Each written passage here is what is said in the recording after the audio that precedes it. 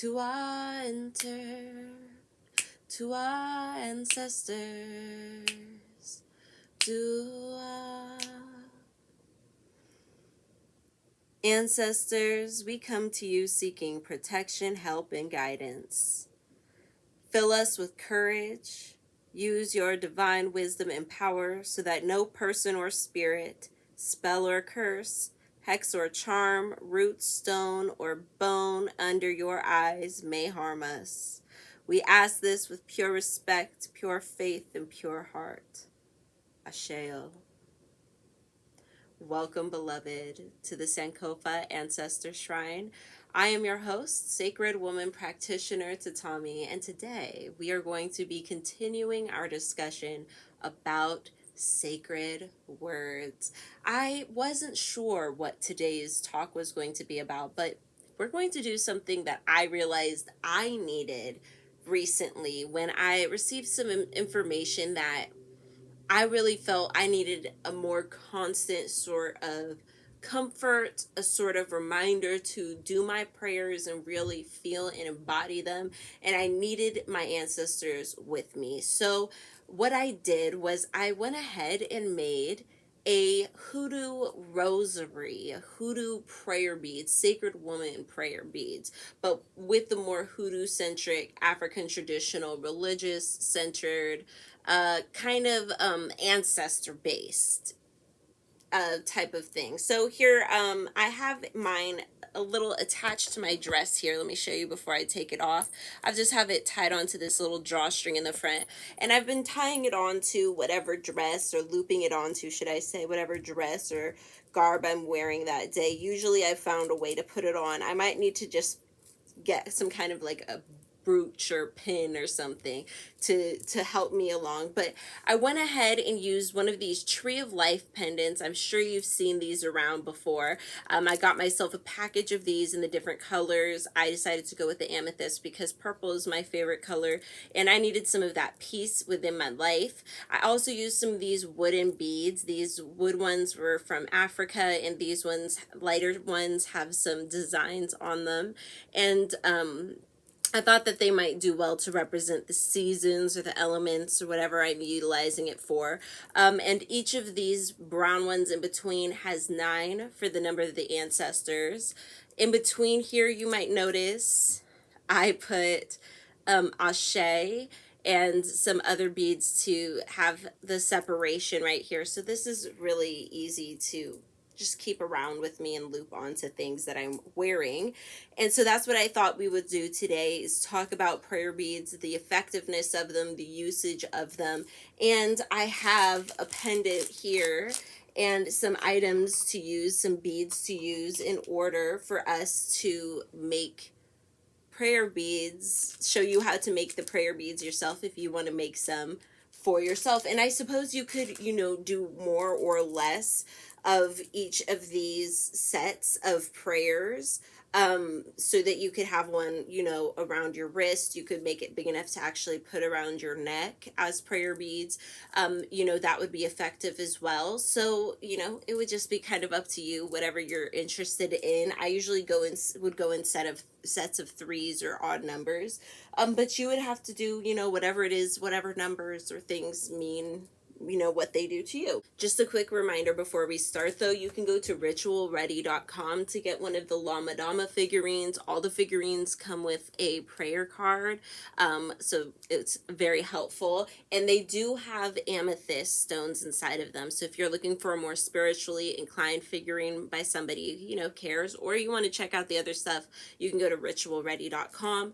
Don't forget, there's also a Patreon for the shrine, patreon.com/Sankofa Shrine, where you can help give back for these videos. So at any rate, I want to talk quickly about the origin of prayer beads as we know them today, which many people attribute to the Hindu faith. The reason that they use the prayer beads is because partially it's a very easy way to keep track of how many prayers you're doing, and to go through the entire cycle and not, not have to concentrate on that part, to be able to be lost in the meditation of the words and to really focus on the words that you're saying and what they mean to you and what you want them to mean.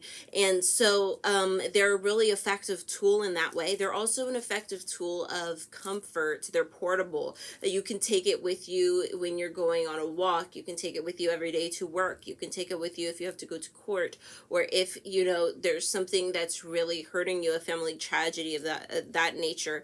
If you need some guidance, if you want to remember what you're doing, you can change which prayers you're doing for which beads according to what it is you're going through. So typically for the rosary, they do the Hail Marys and the Our Fathers, but they often do switch what they might say, and recommend. Some people do different ones in the Christian faith as well, but it wasn't the Christians who used the prayer beads next. It's usually considered the Buddhists who next decided to use a circular prayer beads, and then Christians eventually did catch on to that and use their rosary, because Hoodoo is a faith, conjure is a faith that it's very adaptable to what's going on around us. There are things that have been taken on, tools that have been taken on, as a way of making sure that we're able to survive and thrive in the ways that we are, with what we have where we are. I do think that using the prayer beads is very effective and has been a very comforting tool for me, especially the last few weeks, having to go through a lot of personal stuff. It's been very comforting for me to be able to wake up and even just holding the beads and that energy I've been putting into them that whole time, wearing them as I go about my tasks, and the feeling of them as they kind of bump against my skin. It almost reminds me of waist beads a little bit. So at any rate, for why I chose this pendant, I went ahead and chose the tree because we've talked about the tree. You can go find that video, I'm sure. We've talked about the symbolism of trees and the heritage of trees, especially in African faiths, and what it means in the family, especially with the ancestors. If I could find something that would represent the crossroads, I might have chosen that, but who knows what that would be. And we're not to the point where that's like a mainstream thing that Black artisans are selling, right? That something like that would be really wonderful someday, I'm sure. And I want to also encourage you, though, that there are charms, really, you can get like charms. I have ones that kind of mimic the ancestors. I don't think I have. Actually, I just reached into my bone throwing bag, which I need to use, and it was right on top. It just tumbled right out the second I opened it. It was ready. So this is like a little charm that I one time got from this was from Etsy somewhere. Somebody was randomly selling them. I bought like 9 of them, and this is one of the few that I have left. I don't even know if I have any left of them. I think I do sell charm kits with them. I'm gonna have to go look for those and put those up on the site. But the charms are supposed to go with bone throwing, but you could easily put this on the end of one of these and it would be very beautiful. I know that I have other charms, so let's see if we can get those ones out as easily. You could put bones. You could drill like something into some dice, so that you like a wooden dice would probably work best if you were going to screw a little knob into it to make it into a necklace. There's skulls, bells. There's so many options that you could really honestly use to make yourself one of these. A ring, if you have a ring that means something to you and your family. Very simple charm. It doesn't have to be expensive. You can just go around your house, find a charm that you haven't used in a really long time. You could find a way to use a shell. This is one of the, sorry. This is one of the charms she could be easily hooked in, but I mean, she'd be upside down, but it would definitely work. Let's see. Snake.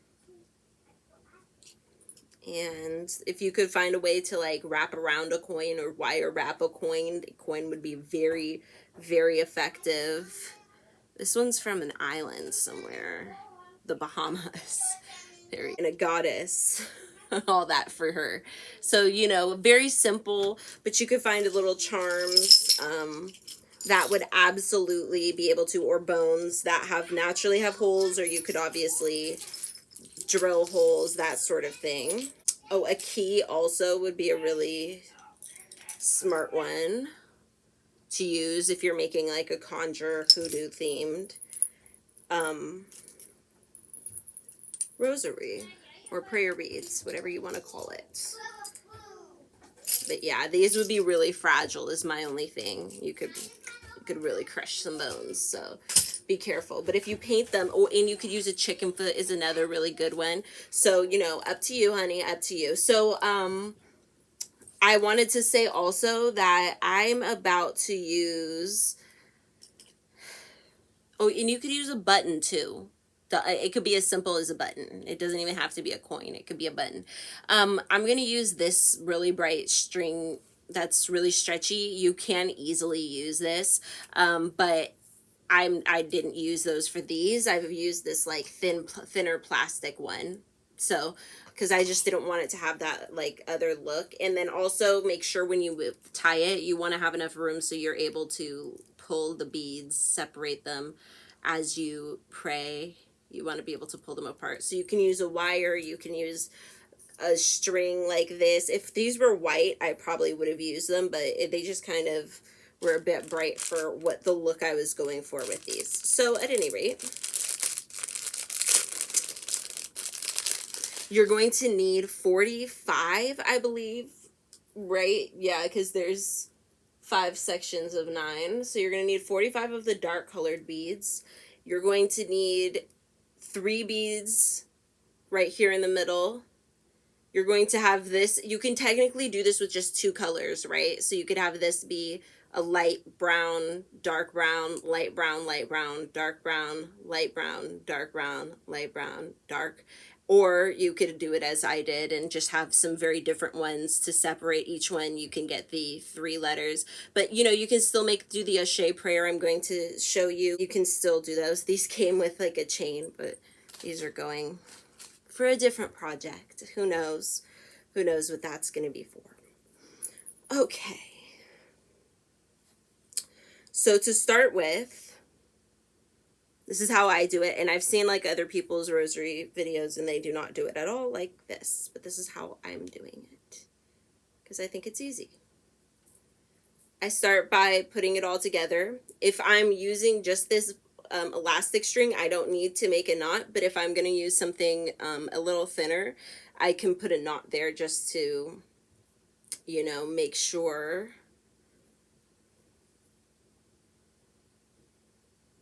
that it all stays together, because like the beads are going to definitely cover that if it's thinner. But I'm not going to pull this knot tight because I don't want a knot with this one. I'm going to take this all apart when we're done. Okay.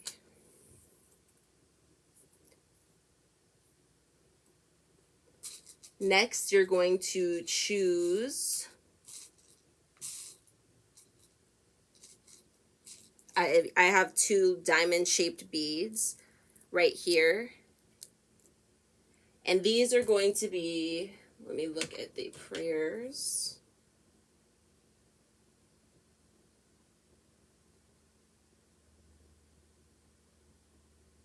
Okay, so I have a prayer for the pendant.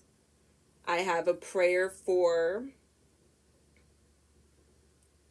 the diamond beads. We're going to do for the pendant, we're going to do the prayer, I am the shrine, I am the temple, I am the sanctuary, I am the church, I am the mosque, I am the cathedral, I am holy land, I am the altar. It is large in my DNA, tapped down deep in my melanin. You find that prayer in the Sacred Woman book, right? So we're going to do that prayer for here. Then we're going to do the Grant that I may reach the heavens of everlastingness and the mountains of the favored ones. May I be joined with the shining beings, sacred and powerful. May I come forth with them and see the beauty. So you're going to want to choose like a cute bead, and you're going to do it on both strings. So these are going to stick together just the same way you see them here.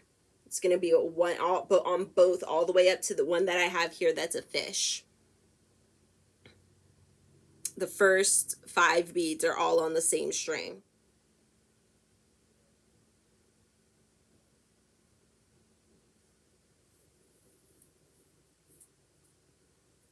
All right, so now we have that bead. So we have 2 prayers from the Sacred Woman book. Now we're going to do the Ashe beads. Make sure that if you're doing these, that all of your letters are pointing in the same direction. Again, all of these are going to go on in both at the same time.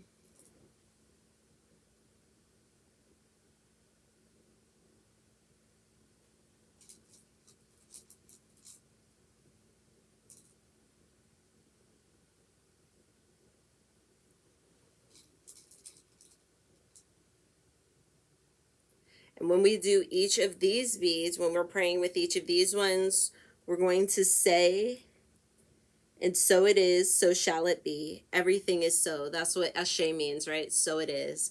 And so it is, so shall it be. Everything is so. And so it is, so shall it be. Everything is so. We're going to repeat, grant that I may reach the heavens of everlastingness.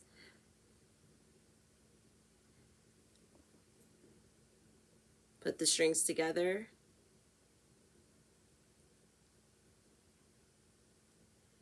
And the mountains of the favored ones. May I be joined with the shining beings, sacred and powerful. May I come forth with them to see the beauty.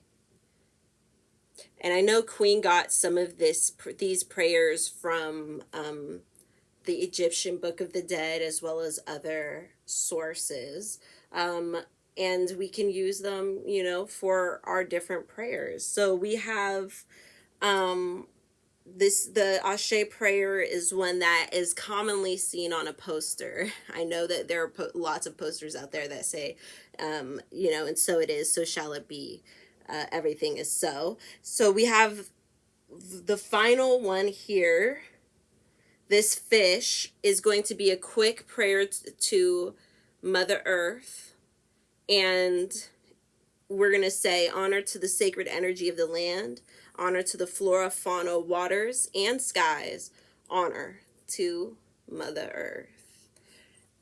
There we have it. So after this step is when you're going to start utilizing both sides on their own, and when you get to the end, you're going to tie them together. And this is kind of why I didn't use these also, was when I got to the end, if you'll remember, we're using 9 instead of the traditional 10 that a Christian rosary might use. And some other rosaries use other, I know that there are rosaries that have exactly like 33 beads for some specific reasons to do with Christ and whatnot. So you can choose how many your specific rosary is going to have. But with 9, you have to keep in mind that your knot is not going to be in the dead center, because the dead center has a bead already. It's right there. So let that be, what you know, and act accordingly to how you want to do it. For most people, I'm sure it won't matter, especially because this isn't something that you usually wear. It's something that you would keep around your wrist or tie onto your clothes, that sort of thing. So I used these brown beads for each of my sections, and I put 9. And then I went ahead and I'm going to use I'm going to use these other interesting beads. I think I showed you. So this one is the one I use for autumn. I have summer,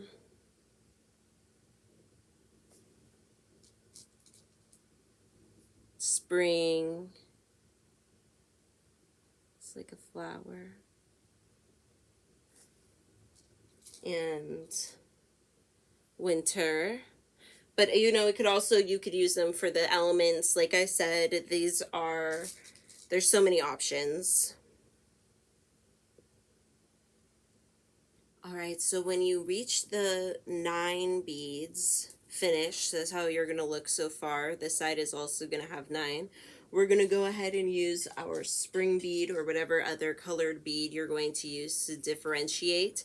And you know, you could be very creative with this. You could make, you know, some pearls. You could use different types of beads to symbolize however you'd like.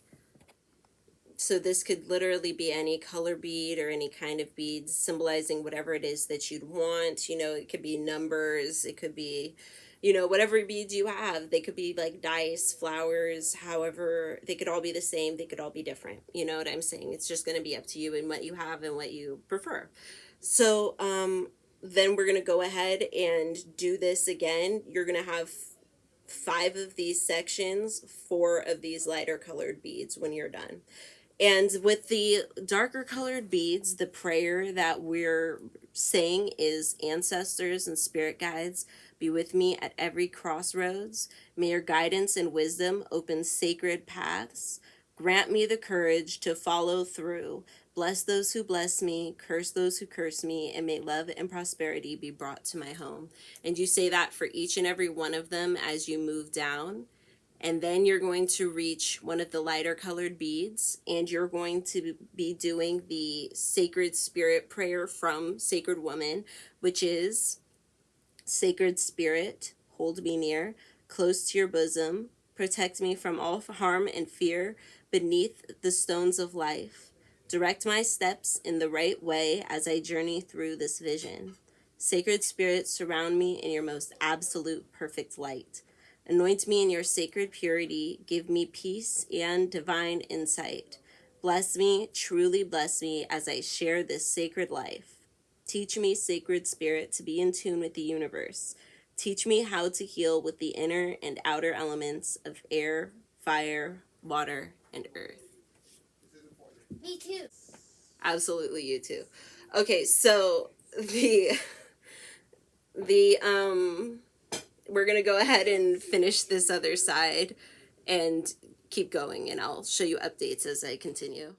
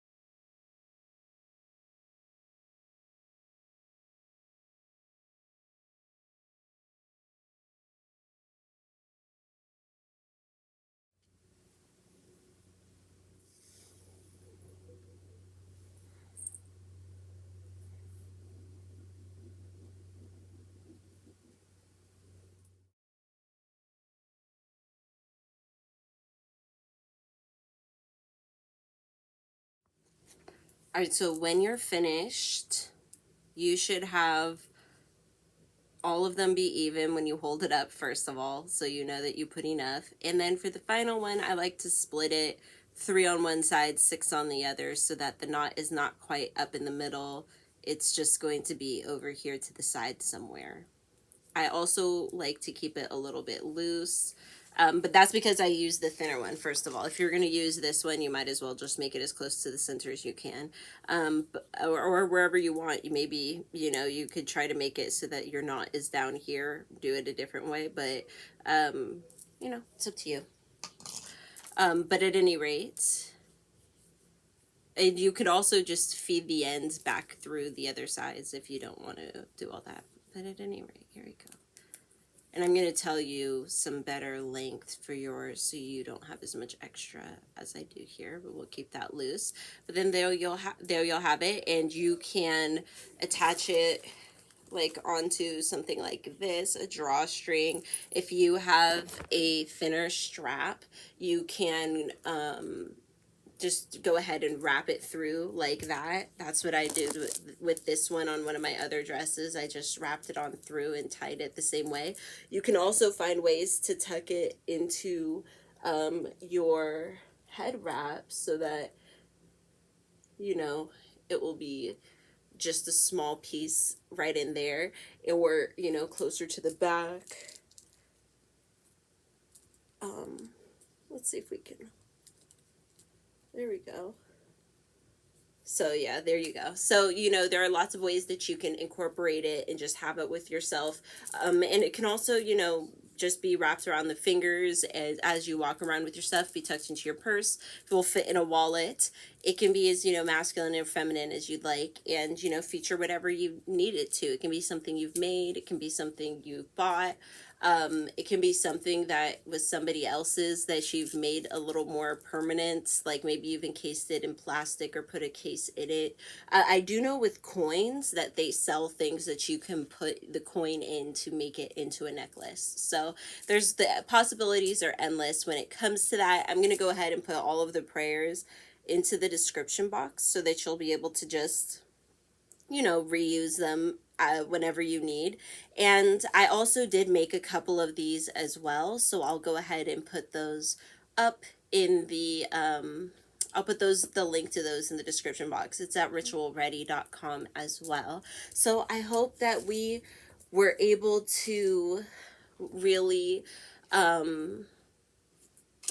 learn something, and maybe make something that you hopefully already have in your home, or it's a really cheap thing to make. And you'll be able to utilize this for years to come, especially when you find yourself really needing something. And I think it will be really especially helpful because then everybody will be able to, you know, have prayers that they work with regularly. And you could change out the ones that I gave you for a little thing. You could change them out for the like prayers that I have on the back of the prayer cards, or other prayers that you've made up, or the ones that, there's the free prayer book that I have offered on the site as well, so you could use one of those prayers. I think one of them is the prayer that I used for this. I'm pretty sure I put this prayer in there. So at any rate, thank you so much for watching. May your ancestors and spirit guides be with you at every crossroads, and I will see you next time.